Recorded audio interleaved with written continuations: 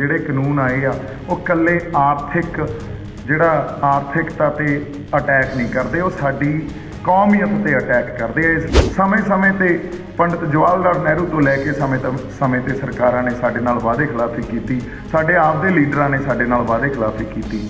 ਸਿਰਫ ਇਹਨਾਂ ਨੇ ਕੌਮੀਅਤ ਤੇ ਹਮਲਾ ਨਹੀਂ ਕੀਤਾ ਜਾਂ ਸਾਡੇ ਹੋਂਦ ਤੇ, ਸਾਡੀ ਹਸਤੀ ਤੇ, ਸਾਡੀ ਸਭ ਤੋਂ ਪਵਿੱਤਰ ਚੀਜ਼ ਤੇ ਹਮਲਾ ਕਰਕੇ ਸਾਨੂੰ ਇਹ ਦੱਸਿਆ ਵੀ ਜੇ ਰਹਿਣਾ ਤਾਂ ਗੁਲਾਮ ਬਣ ਕੇ ਰਹੋ, ਨਹੀਂ ਤਾਂ ਫਿਰ ਅਸੀਂ ਤੁਹਾਡੀ ਜਾਨ ਮਾਲ ਦੀ ਰਾਖੀ ਅਸੀਂ ਨਹੀਂ ਕਰਾਂਗੇ।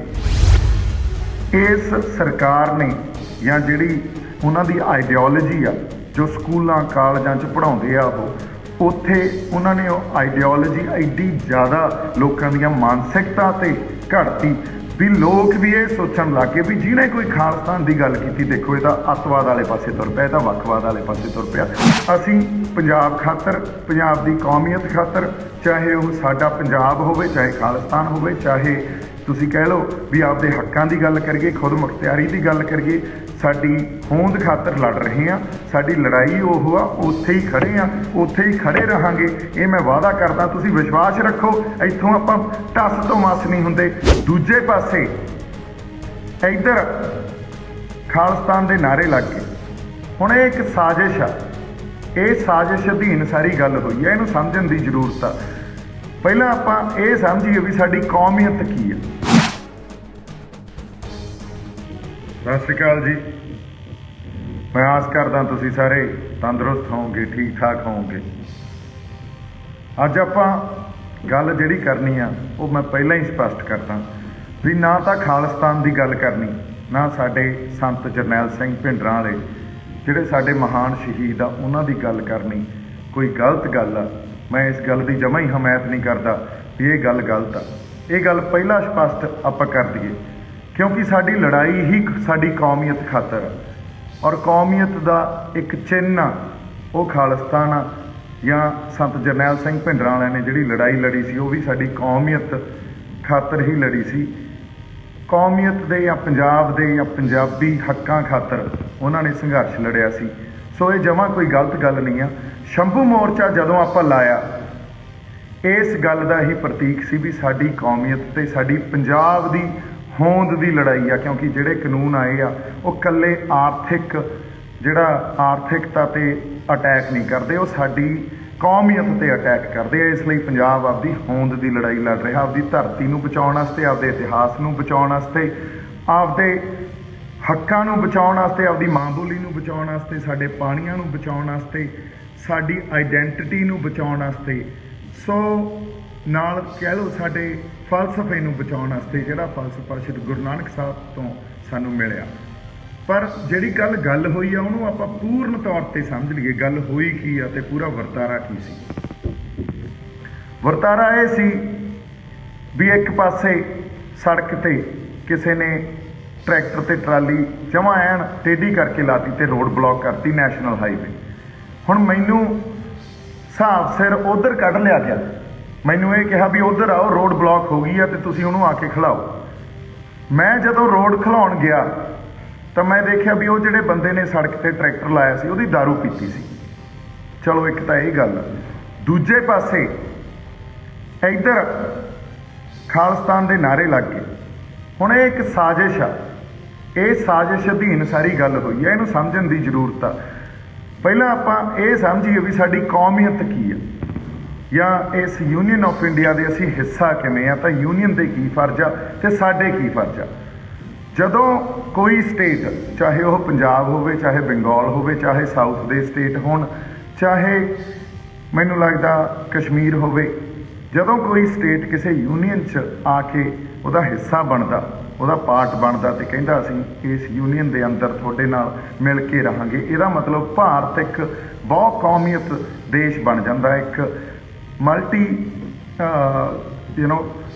ਜਿਹੜੀਆਂ ਛੋਟੀਆਂ multi cultural and multi nationality ਜਿਹੜੀ ਇਹਨਾਂ ਨੇ ਮਿਲ ਕੇ ਇੱਕ ਯੂਨੀਅਨ ਕ੍ਰੀਏਟ ਕੀਤੀ ਹੈ, ਜਿਹਨੂੰ ਆਪਾਂ ਯੂਨੀਅਨ ਆਫ ਇੰਡੀਆ ਕਹਿੰਦੇ ਹਾਂ। ਹੁਣ ਯੂਨੀਅਨ ਆਫ ਇੰਡੀਆ ਤੇ ਲੋਕਾਂ 'ਚ ਜਿਹੜੇ ਉਹਦੇ ਲੋਕ ਆ, ਉਹਦੇ 'ਚ ਇੱਕ ਐਗਰੀਮੈਂਟ ਹੁੰਦਾ, ਇੱਕ ਤਰ੍ਹਾਂ ਦੀ ਸੰਧੀ ਹੁੰਦੀ ਆ। ਯੂਨੀਅਨ ਉਹਨਾਂ ਨੂੰ ਇਹ ਵਿਸ਼ਵਾਸ ਦਿਵਾਉਂਦੀ ਆ ਵੀ ਅਸੀਂ ਤੁਹਾਡੇ ਜਾਨ ਮਾਲ ਦੀ ਰਾਖੀ ਕਰਾਂਗੇ ਤੇ ਤੁਹਾਡੀ ਕੌਮੀਅਤ ਦੀ ਰਾਖੀ ਵੀ ਕਰਾਂਗੇ। ਤੇ ਜਿਹੜੀ ਲੋਕਾਂ ਦਾ ਫਰਜ਼ ਆ, ਲੋਕ ਇਹ ਉਹਨੂੰ ਯੂਨੀਅਨ ਨੂੰ ਭਰੋਸਾ ਦਿਵਾਉਂਦੇ ਆ ਵੀ ਅਸੀਂ ਤੁਹਾਡੇ ਲਈ ਵਫਾਦਾਰ ਰਹਾਂਗੇ ਤੇ ਇਸ ਯੂਨੀਅਨ ਦਾ ਹਿੱਸਾ ਰਹਾਂਗੇ। ਜਦੋਂ ਅਸੀਂ ਪੰਜਾਬ ਉਸ ਯੂਨੀਅਨ ਦਾ ਹਿੱਸਾ ਬਣਿਆ ਤੇ ਸਾਨੂੰ ਇਹ ਵਿਸ਼ਵਾਸ ਦਿਵਾਇਆ ਗਿਆ ਵੀ ਤੁਹਾਡੀ ਕੌਮੀਅਤ ਨੂੰ, ਤੁਹਾਡੀ ਵਿਲੱਖਣਤਾ ਨੂੰ, ਤੁਹਾਡੀ ਮਾਂ ਬੋਲੀ ਨੂੰ, ਤੁਹਾਡੇ ਇਤਿਹਾਸ ਨੂੰ, ਤੁਹਾਡੇ ਪਾਣੀਆਂ ਨੂੰ ਅਸੀਂ ਨਹੀਂ ਟੱਚ ਕਰਾਂਗੇ। ਸੰਵਿਧਾਨ 'ਚ ਜੇ ਕੁਝ ਵੀ ਤੁਹਾਡੇ ਉਲਟ ਜਾਂਦਾ ਉਹ ਸੰਵਿਧਾਨ ਹੀ ਮਨਜ਼ੂਰ ਨਹੀਂ ਕਰਾਂਗੇ। ਚਲੋ ਸਮੇਂ-ਸਮੇਂ ਤੇ ਪੰਡਿਤ ਜਵਾਹਰ ਲਾਲ ਨਹਿਰੂ ਤੋਂ ਲੈ ਕੇ ਸਮੇਂ ਤੇ ਸਰਕਾਰਾਂ ਨੇ ਸਾਡੇ ਨਾਲ ਵਾਅਦੇ ਖਿਲਾਫੀ ਕੀਤੀ, ਸਾਡੇ ਆਪ ਦੇ ਲੀਡਰਾਂ ਨੇ ਸਾਡੇ ਨਾਲ ਵਾਅਦੇ ਖਿਲਾਫੀ ਕੀਤੀ, ਮੁੱਕਰ ਗਏ ਸਾਨੂੰ ਭਰੋਸੇ 'ਚ ਲੈ ਕੇ, ਸਾਨੂੰ ਵਾਅਦੇ ਕਰਕੇ। ਹੁਣ ਅਗਲੀ ਗੱਲ ਤੇ ਜਦੋਂ ਆਈਏ, ਉਹਦਾ ਸਭ ਤੋਂ ਜ਼ਿਆਦਾ ਪ੍ਰਗਟ ਰੂਪ 'ਚ ਗੱਲ ਸਾਡੇ ਸਾਹਮਣੇ ਉਦੋਂ ਆਈ ਜਦੋਂ ਇਸ ਸਰਕਾਰ ਨੇ, ਇਸ ਯੂਨੀਅਨ ਦੀ ਸਰਕਾਰ ਨੇ ਸਾਡੇ ਸਭ ਤੋਂ ਪਵਿੱਤਰ ਤੇ ਸਭ ਤੋਂ ਜ਼ਿਆਦਾ ਪਿਆਰੀ ਚੀਜ਼ ਜਾਂ ਆਤਮਿਕ ਸੋਮਾ ਅਸੀਂ ਕਹਿ ਲਈਏ ਦਰਬਾਰ ਸਾਹਿਬ ਤੇ ਹਮਲਾ ਕਰਤਾ।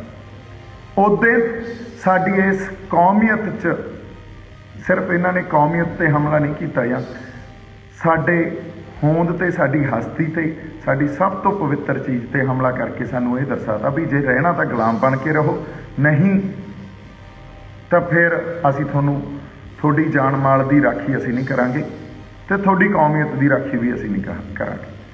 ਇਦੋਂ ਪਹਿਲਾਂ ਤੱਕ ਸੰਤ ਜਰਨੈਲ ਸਿੰਘ ਭਿੰਡਰਾਂ ਵਾਲੇ ਸਿਰਫ ਜਿਹੜੀ ਪਹਿਰਾ ਦਿੰਦੇ ਗਏ ਉਹ ਦਿੰਦੇ ਗਏ ਅਨੰਦਪੁਰ ਸਾਹਿਬ ਦੇ ਮਤੇ ਤੇ ਖੁਦ ਮੁਖਤਿਆਰੀ ਤੇ ਵੀ ਰਾਜਾਂ ਨੂੰ ਵੱਧ ਅਧਿਕਾਰ ਹੋਣੇ ਚਾਹੀਦੇ ਆ। ਉੱਥੇ ਇਕੱਲੇ ਇਹ ਨਹੀਂ ਕਿਹਾ ਵੀ ਪੰਜਾਬ ਨੂੰ ਦਿਓ, ਬੰਗਾਲ ਨੂੰ ਵੀ ਦਿਓ,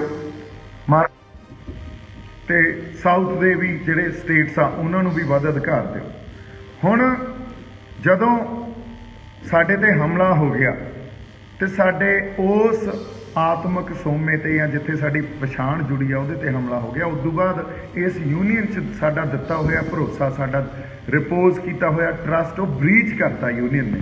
ਉਸ ਤੋਂ ਬਾਅਦ ਪੰਜਾਬੀਆਂ ਨੂੰ ਇਹ ਲੱਗਿਆ ਵੀ ਜੇ ਸਾਡੇ ਜਾਨ ਮਾਲ ਦੀ ਤੁਸੀਂ ਰੱਖਿਆ ਨਹੀਂ ਕਰ ਰਹੇ, ਸਾਡੀ ਕੌਮੀਅਤ ਦੀ ਤੁਸੀਂ ਰੱਖਿਆ ਨਹੀਂ ਕਰ ਰਹੇ, ਜਿਹਦੇ ਤੁਸੀਂ ਵਾਅਦੇ ਕੀਤੇ ਸੀ, ਭਰੋਸੇ ਕੀਤੇ ਸੀ, ਤੇ ਆ ਕੇ ਜੇ ਦਰਬਾਰ ਸਾਹਿਬ ਤੇ ਅਟੈਕ ਕਰਤਾ, ਫਿਰ ਅਸੀਂ ਹੁਣ ਤੁਹਾਡੇ ਵਫਾਦਾਰ ਨਹੀਂ ਰਹਿਣਾ।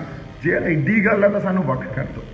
ਸੋ ਇਹ ਜਿਹੜੀ ਗੱਲ ਸੀ, ਇੱਕ ਰਾਜਸੀ ਗੱਲ ਸੀ, ਇੱਕ ਪੋਲੀਟੀਕਲ ਗੱਲ ਸੀ। ਇਹਨੂੰ ਸਰਕਾਰਾਂ ਨੇ ਭੰਡ ਕੇ ਇਹਦਾ ਭੰਡੀ ਪ੍ਰਚਾਰ ਕਰਕੇ ਜਦੋਂ ਕੋਈ ਖਾਲਿਸਤਾਨ ਦੀ ਗੱਲ ਕਰਦਾ ਉਦੋਂ ਲੋਕਾਂ ਦੀ ਮਾਨਸਿਕਤਾ 'ਚ ਐਡਾ ਵੱਡਾ ਇਹਦਾ ਅਸਰ ਵਾੜਤਾ ਵੀ ਇਹ ਤਾਂ ਕੋਈ ਅੱਤਵਾਦੀ ਹੋਊਗਾ, ਇਹ ਤਾਂ ਕੋਈ ਵੱਖਵਾਦੀ ਹੋਊਗਾ। ਸੋ ਨਾ ਤਾਂ ਜਿਹੜਾ ਕੋਈ ਗੱਲ ਕਰਦਾ ਉਹ ਅੱਖਵਾਦੀ ਆ, ਨਾ ਅੱਤਵਾਦੀ ਆ, ਨਾ ਵੱਖਵਾਦੀ ਆ, ਨਾ ਹੀ ਉਹ ਤਾਂ ਇੱਕ ਜਿਹਦੇ ਕਿਤੇ ਭਾਵਨਾਵਾਂ ਨੂੰ ਠੇਸ ਪਹੁੰਚੀ ਹੋਈ ਆ ਜਾਂ ਉਹਦੇ ਦਿਲ 'ਚ ਜਿਹੜਾ ਇੱਕ ਦਰਦ ਪਿਆ, ਜਿਹੜਾ ਦਰਦ ਇਹਨਾਂ ਸਰਕਾਰਾਂ ਨੇ ਪੈਦਾ ਕੀਤਾ ਸੀ, ਉਹਦੇ 'ਚੋਂ ਅੰਦਰੋਂ ਨਿਕਲੀ ਹੋਈ ਗੱਲ ਹੈ ਇਹ। ਹੁਣ ਅਸੀਂ ਅੱਜ ਜੇ ਸ਼ੰਭੂ ਬੈਠੇ ਆ ਤਾਂ ਸਾਡੀ ਕੌਮੀਅਤ ਨੂੰ ਬਚਾਉਣ ਖਾਤਰ ਹੀ ਬੈਠੇ ਆ। ਔਰ ਖਾਲਿਸਤਾਨ ਇੱਕ ਉਵੇਂ ਹੀ ਵਰਡ ਆ ਜਿਵੇਂ ਤੇਲੰਗਾਨਾ ਇੱਕ ਸਾਊਥ ਵਾਲੇ ਸਟੇਟਸ ਜਾਂ ਉਹਨਾਂ ਦੇ ਇਮੋਸ਼ਨਸ ਨੂੰ ਪ੍ਰੈਜ਼ੈਂਟ ਕਰਦਾ, ਜਿਵੇਂ ਬੰਗਾਲੀਆਂ ਦੇ ਇਮੋਸ਼ਨਸ ਨੂੰ ਪ੍ਰੈਜ਼ੈਂਟ ਕਰਦਾ, ਪੰਜਾਬ ਸਾਡੇ ਇਮੋਸ਼ਨਸ ਨੂੰ ਪ੍ਰੈਜ਼ੈਂਟ ਕਰਦਾ, ਉਵੇਂ ਹੀ ਖਾਲਿਸਤਾਨ ਇੱਕ ਪੀਪਲਸ ਐਸਪੀਰੇਸ਼ਨ ਆ। ਜਿਵੇਂ ਕਈ ਧਿਰਾਂ ਨੇ ਅੱਜ ਜਿਹੜੀ ਹਿੰਦੂ ਵਰਗ ਦੀਆਂ ਧਿਰਾਂ ਉਹਨਾਂ ਨੇ ਹਿੰਦੂ ਰਾਸ਼ਟਰ ਦੀ ਗੱਲ ਕੀਤੀ ਆ, ਕਿਉਂਕਿ ਉਹ ਵੀ ਇੱਕ ਉਹਨਾਂ ਦੀ ਐਸਪੀਰੇਸ਼ਨ ਹੈ, ਇੱਕ ਮਨਸ਼ਾ, ਲੋਕਾਂ ਦੀ ਮਨਸ਼ਾ, ਪੀਪਲਸ ਐਸਪੀਰੇਸ਼ਨ ਆ।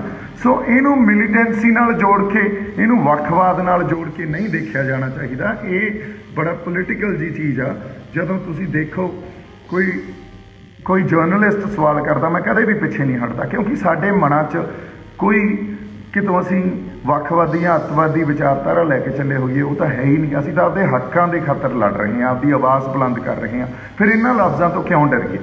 ਅਗਲੀ ਗੱਲ, ਜਦੋਂ ਅਸੀਂ ਇਹਨਾਂ ਲਫ਼ਜ਼ਾਂ ਨਾਲ ਡੀਲ ਕਰ ਰਹੇ ਹਾਂ, ਹੋ ਕੀ ਰਿਹਾ, ਇਸ ਸਰਕਾਰ ਨੇ ਜਾਂ ਜਿਹੜੀ ਉਹਨਾਂ ਦੀ ਆਈਡੀਓਲੋਜੀ ਆ, ਜੋ ਸਕੂਲਾਂ ਕਾਲਜਾਂ 'ਚ ਪੜ੍ਹਾਉਂਦੇ ਆ, ਉੱਥੇ ਉਹਨਾਂ ਨੇ ਉਹ ਆਈਡੀਓਲੋਜੀ ਐਡੀ ਜ਼ਿਆਦਾ ਲੋਕਾਂ ਦੀਆਂ ਮਾਨਸਿਕਤਾ 'ਤੇ ਘੜਤੀ ਵੀ ਲੋਕ ਵੀ ਇਹ ਸੋਚਣ ਲੱਗ ਗਏ ਵੀ ਜਿਹਨੇ ਕੋਈ ਖਾਲਿਸਤਾਨ ਦੀ ਗੱਲ ਕੀਤੀ, ਦੇਖੋ ਇਹ ਤਾਂ ਅੱਤਵਾਦ ਵਾਲੇ ਪਾਸੇ ਤੁਰ ਪਿਆ, ਇਹ ਤਾਂ ਵੱਖਵਾਦ ਵਾਲੇ ਪਾਸੇ ਤੁਰ ਪਿਆ। ਸੋ ਸਾਨੂੰ ਥੋੜ੍ਹਾ ਜਿਹਾ ਡਿਫਰੈਂਸ਼ੀਏਟ ਕਰਨ ਦੀ ਜ਼ਰੂਰਤ ਆ। ਅਸੀਂ ਯੂਨੀਅਨ ਤੋਂ ਵੱਖ ਹੋਣ ਦੀ ਗੱਲ ਨਹੀਂ ਕਰ ਰਹੇ ਹਾਂ, ਅਸੀਂ ਪਹਿਲਾਂ ਤਾਂ ਅੱਜ ਖੁਦ ਮੁਖਤਿਆਰੀ ਦੀ ਗੱਲ ਕਰ ਰਹੇ ਹਾਂ।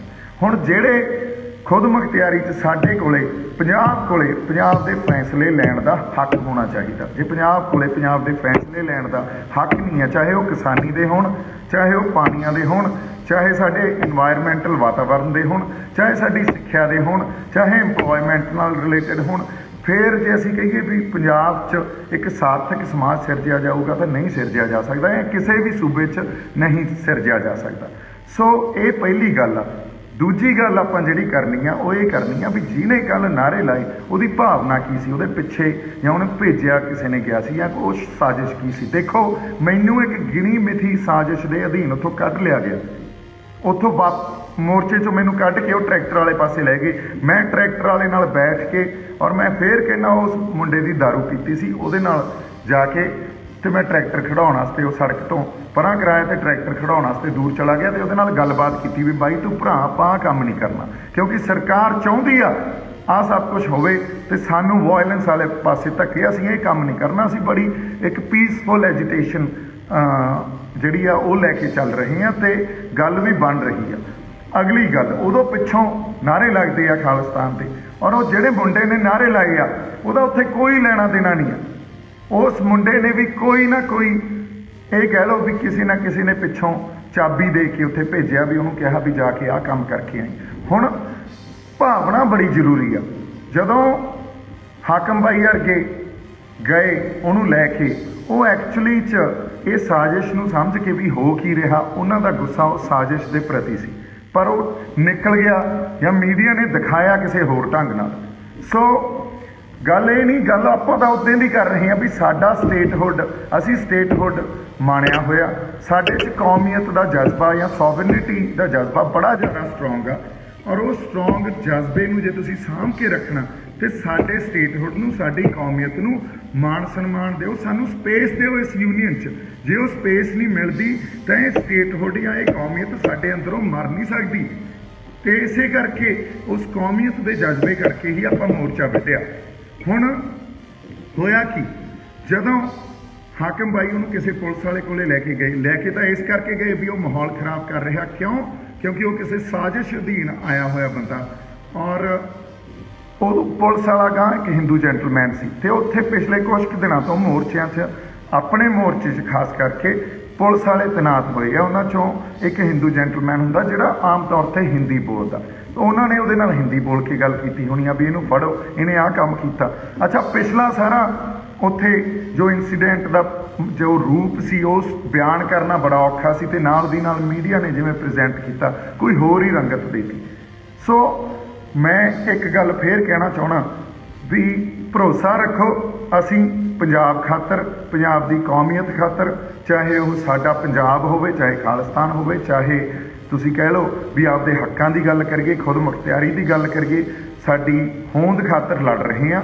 ਸਾਡੀ ਲੜਾਈ ਉਹ ਆ, ਉੱਥੇ ਹੀ ਖੜੇ ਹਾਂ, ਉੱਥੇ ਹੀ ਖੜੇ ਰਹਾਂਗੇ, ਇਹ ਮੈਂ ਵਾਅਦਾ ਕਰਦਾ। ਤੁਸੀਂ ਵਿਸ਼ਵਾਸ ਰੱਖੋ, ਇੱਥੋਂ ਆਪਾਂ ਟੱਸ ਤੋਂ ਮਸ ਨਹੀਂ ਹੁੰਦੇ। ਬਾਕੀ ਗੱਲ ਇਹ ਆ, ਲੋਕਾਂ ਨੇ ਜਾਂ ਇਹੋ ਜਿਹੇ ਬੰਦਿਆਂ ਨੇ ਉਲਝਾਉਣਾ ਹੁੰਦਾ, ਸਰਕਾਰਾਂ ਨੇ ਉਲਝਾਉਣਾ ਹੁੰਦਾ, ਵਿਰੋਧੀਆਂ ਨੇ ਉਲਝਾਉਣਾ ਹੁੰਦਾ। ਸਾਡੀਆਂ ਨੀਤਾਂ ਸਹੀ ਆ, ਸਾਡੀਆਂ ਜਦੋਂ ਮੈਂ ਕਹਿੰਦਾ ਉਹਦੇ 'ਚ ਤੁਸੀਂ ਵੀ ਆਉਣੇ ਹੋ, ਸਾਡੀਆਂ ਇੰਟੈਂਸ਼ਨਸ ਆ ਜਿਹੜੀਆਂ ਉਹ ਬੜੀਆਂ ਪਿਓਰ ਆ। ਮੈਂ ਤਾਂ ਉਹਦੇ ਪ੍ਰੈਸ ਕਾਨਫਰੰਸ 'ਚ ਇੱਥੋਂ ਤੱਕ ਗੱਲ ਕਰਕੇ ਆਇਆ, ਕਿਉਂਕਿ ਮੈਂ ਸੰਤ ਜਰਨੈਲ ਸਿੰਘ ਭਿੰਡਰਾਂਵਾਲਿਆਂ ਤੋਂ ਸੇਧ ਲਈ ਆ।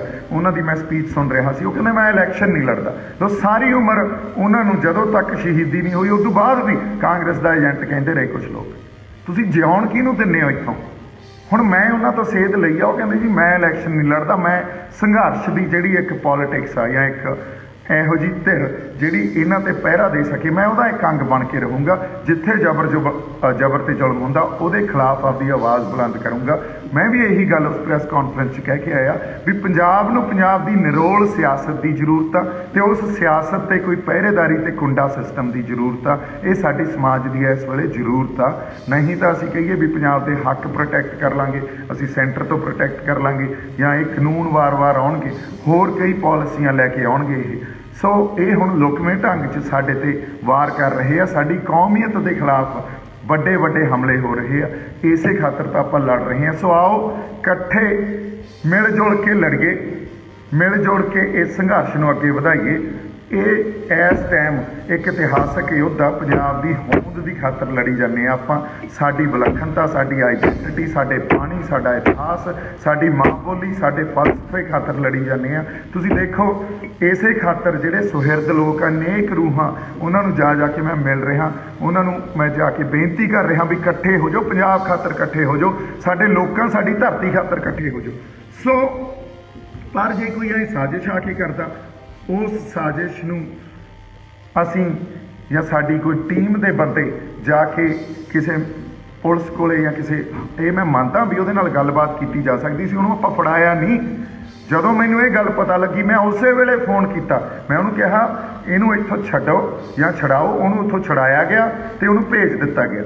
ਮੈਂ ਕਿਹਾ ਇਹ ਗੱਲਾਂ ਨਹੀਂ ਆਪਾਂ ਕਰਨੀਆਂ, ਕਿਉਂਕਿ ਮੈਨੂੰ ਉੱਥੋਂ ਕੱਢ ਕੇ ਲੈ ਗਏ, ਸਾਜ਼ਿਸ਼ ਅਧੀਨ ਕੱਢ ਕੇ ਲੈ ਗਏ, ਪਿੱਛੋਂ ਆਹ ਸਭ ਕੁਝ ਕਰਤਾ। ਉਹਨਾਂ ਨੂੰ ਪਤਾ ਸੀ ਜੀ ਦੀਪ ਹੋਇਆ, ਉਹਨੇ ਕਿਸੇ ਹੋਰ ਢੰਗ ਨਾਲ ਸਿਚੁਏਸ਼ਨ ਹੈਂਡਲ ਕਰਨੀ ਆ। ਕਈ ਵਾਰੀ ਸਾਰੇ ਬੰਦੇ ਇੱਕੋ ਤਰ੍ਹਾਂ ਰਿਐਕਟ ਨਹੀਂ ਕਰਦੇ ਹੁੰਦੇ, ਹਰ ਕਿਸੇ ਦਾ ਰਿਐਕਸ਼ਨ ਵੱਖਰਾ ਵੱਖਰਾ ਹੁੰਦਾ, ਹਰ ਕਿਸੇ ਦੀ ਸਮਝ ਵੱਖਰੀ ਵੱਖਰੀ ਹੁੰਦੀ ਆ। ਸੋ ਅਸੀਂ ਬੜੇ ਮੈਚੋਰਿਟੀ ਨਾਲ, ਆਪਦੇ ਆਪ 'ਚ ਠਰੰਮੇ ਨਾਲ ਅਤੇ ਇਕੱਠੇ ਰਹਿ ਕੇ ਚੱਲਣਾ, ਆਪਸ 'ਚ ਪਾੜਨਾ ਨਹੀਂ ਆ। ਸਾਰਿਆਂ ਨੂੰ, ਸਾਨੂੰ ਜਦੋਂ ਮੈਂ ਕਹਿੰਦਾ ਆਪਾਂ ਸਾਰੇ, ਸਾਨੂੰ ਪਾੜਨ ਦੇ ਯਤਨ ਵੀ ਕਰਨਗੇ, ਸਾਨੂੰ ਇੱਕ ਦੂਜੇ ਦੇ ਖਿਲਾਫ ਲਿਖਣ ਦੇ ਯਤਨ, ਆਪਾਂ ਦੇਖੋ ਪੋਸਟਾਂ ਲਿਖਣ ਲੱਗ ਹੀ ਪਏ ਆ। ਸੋ ਇਹਨਾਂ ਸਾਰੀਆਂ ਜਿਹੜੀਆਂ ਸਾਜ਼ਿਸ਼ਾਂ ਅਧੀਨ ਸਾਨੂੰ ਆਪਸ 'ਚ ਖੰਡਾਰਿਆ ਜਾਊਗਾ, ਸਾਨੂੰ ਪਾੜਿਆ ਜਾਊਗਾ, ਇੱਕ ਦੂਜੇ ਦੇ ਖਿਲਾਫ ਖੜੇ ਕੀਤਾ ਜਾਊਗਾ। ਉਹਨਾਂ ਚੱਕਰਾਂ 'ਚ ਆਪਾਂ ਨਹੀਂ ਪੈਣਾ। ਅੱਜ ਇੱਕ ਸੰਘਰਸ਼ ਪੰਜਾਬ ਦੀ ਹੋਂਦ ਦੀ ਖਾਤਰ ਲੜ ਰਹੇ ਹਾਂ। ਪਹਿਲਾਂ ਤਰਜੀਹ ਉੱਥੇ ਕਿਸਾਨੀ ਨੂੰ ਦਿੱਤੀ ਹੋਈ ਆ, ਮਜ਼ਦੂਰਾਂ ਨੂੰ ਦਿੱਤਾ ਹੋਇਆ, ਹੋਰ ਬਹੁਤ ਮਸਲੇ ਆ ਜਿਨ੍ਹਾਂ ਖਾਤਰ ਆਪਾਂ ਇਕੱਠੇ ਹੋ ਕੇ ਲੜਨਾ। ਇਸ ਸਟਰਗਲ ਪੋਲੀਟਿਕਸ ਨੂੰ ਅੱਗੇ ਵਧਾਉਣਾ, ਇਹਦੇ 'ਚ ਬਹੁਤ ਨੇਕ ਰੂਹਾਂ ਹੋਰ ਜੁੜ ਰਹੀਆਂ, ਬੜੇ ਬੰਦੇ ਜੁੜ ਰਹੇ ਆ। ਸੋ ਮੇਰਾ ਖਿਆਲ ਆ ਆਪਦਾ ਠਰੰਮਾ, ਸਾਡੀ ਤਹਿਜ਼ੀਬ, ਤਰੀਕਾ ਸਲੀਕਾ ਅਸੀਂ ਬਣਾ ਕੇ ਰੱਖੀਏ। ਜੇ ਇਹ ਤੋਂ ਥਿਰਕੇ ਤਾਂ ਮੇਰੇ ਖਿਆਲ 'ਚ ਅਸੀਂ ਖਤਾ ਖਾ ਜਾਵਾਂਗੇ, ਜਿਹੜੀ ਹਮੇਸ਼ਾ ਖਾਂਦੇ ਰਹੇ ਹਾਂ। ਮੇਰੇ ਵੱਲੋਂ ਬਹੁਤ ਸਾਰਾ ਪਿਆਰ ਅਤੇ ਸਤਿਕਾਰ। ਜਿਉਂਦੇ ਵਸਦੇ ਰਹੋ। ਆਪਾਂ ਫੇਰ, ਮੈਂ ਇੱਕ ਵਾਰੀ ਕਹਿ ਰਿਹਾ, ਇਕੱਠੇ ਹਾਂ, ਪੰਜਾਬ ਦੀ ਹੋਂਦ ਦੀ ਲੜਾਈ ਲੜ ਰਹੇ ਹਾਂ। ਕਿਸੇ ਬੰਦੇ ਦੀ ਵੀ ਭਾਵਨਾ ਜਾਂ ਕਿਸੇ ਬੰਦੇ ਦੀ ਇੰਟੈਂਸ਼ਨ, ਉਹਦੀ ਮਨਸ਼ਾ, ਉਹ ਕਰਪਟ ਨਹੀਂ ਆ, ਉਹਦੇ 'ਚ ਕੋਈ ਨਫ਼ਰਤ ਨਹੀਂ ਆ, ਉਹਦੇ 'ਚ ਕੋਈ ਜੱਜਮੈਂਟ ਨਹੀਂ ਆ। ਪਰ ਉਹ ਸਾਰਾ ਜਿਹੜਾ ਗਰਾਊਂਡ ਰਿਐਲਿਟੀ ਹੁੰਦੀ ਆ, ਉਹ ਕੁਛ ਕਈ ਵਾਰੀ ਵੱਖਰੀ ਹੁੰਦੀ ਆ, ਪੇਸ਼ ਕਿਸੇ ਹੋਰ ਢੰਗ 'ਚ ਕੀਤੀ ਜਾਂਦੀ ਆ। ਇਸ ਕਰਕੇ ਤੁਸੀਂ ਇਹਨਾਂ ਗੱਲਾਂ ਤੋਂ ਦੂਰ ਰਹੋ। ਫਿਰ ਇੱਕ ਵਾਰੀ ਪਿਆਰ ਅਤੇ ਸਤਿਕਾਰ। ਸਤਿ ਸ਼੍ਰੀ ਅਕਾਲ ਜੀ।